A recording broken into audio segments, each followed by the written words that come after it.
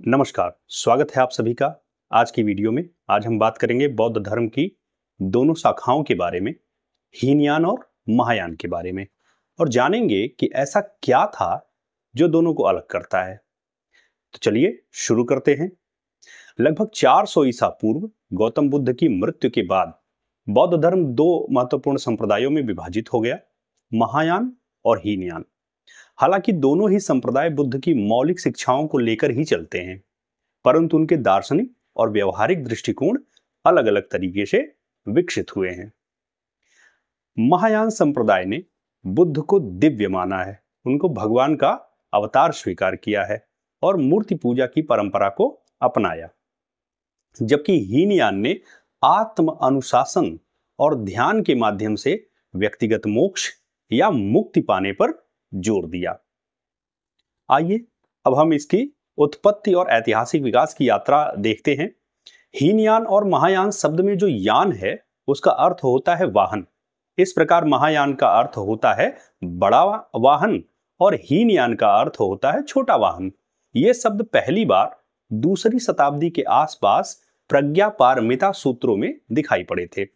बौद्ध धर्म की ये दोनों प्रमुख शाखाएं अलग अलग विशेषताओं का प्रतिनिधित्व करती हैं। महायान और हीनयान के बीच मुख्य अंतर क्या है वो देखते हैं। बौद्ध धर्म का महायान और हीनयान शाखाओं में विभाजन कुषाण सम्राट कनिष्क के संरक्षण में पहली शताब्दी लगभग 64 ईस्वी के आसपास अलग अलग संप्रदायों के बीच विवादों को सुलझाने के लिए जब कनिष्क ने चतुर्थ बौद्ध परिषद जो कश्मीर के कुंडल वन में बुलाई थी, इसी के दौरान हुआ। इसी के वाद विवाद में हीनयान और महायान आपस में बटे।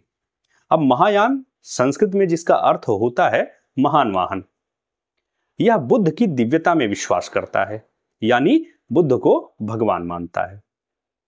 महायान बौद्ध धर्म में मूर्ति पूजा को प्रोत्साहित करता है और वह मूर्ति पूजा करने पर जोर देता है।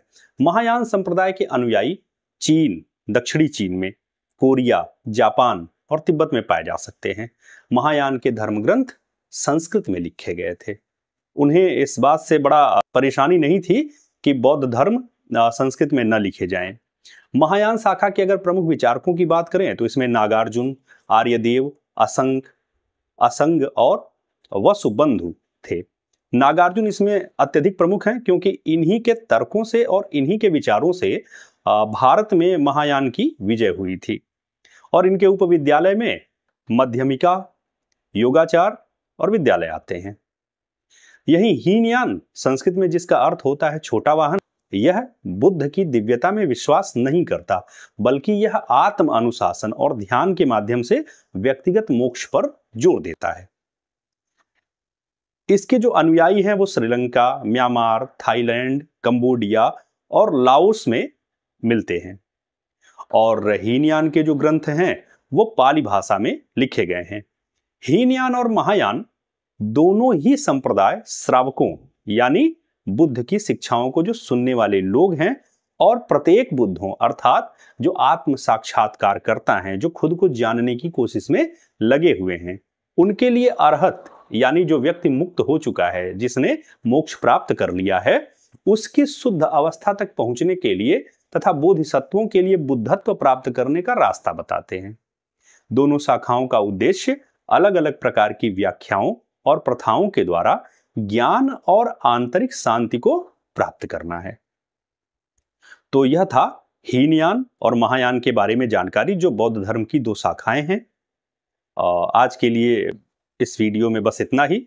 ऐसे ही सामान्य ज्ञान से संबंधित जो हमारे समाज में अमूमन बोली तो जाती हैं किंतु वो गहराई से नहीं समझ में आती, ऐसी बातों को जानने के लिए आप चैनल को सब्सक्राइब कीजिए।